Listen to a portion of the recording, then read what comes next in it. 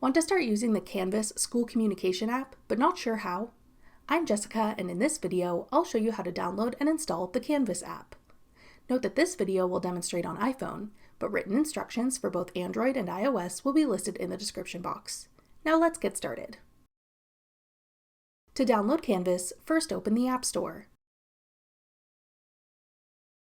Go to the Search tab. Then type in Canvas in the search bar. Tap Canvas by InStructure when it appears in the search results.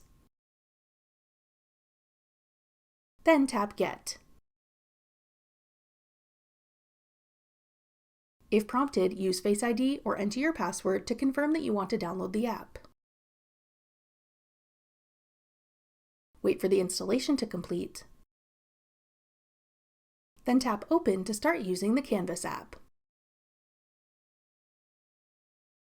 That's all it takes to download Canvas. Want to try out an app to help you study? Check out this tutorial next. Click the video on your screen now to watch.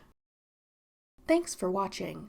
If you found this video helpful, we'd love it if you'd hit the like button below and subscribe to our channel. We put out great new tech tutorials like this one every day.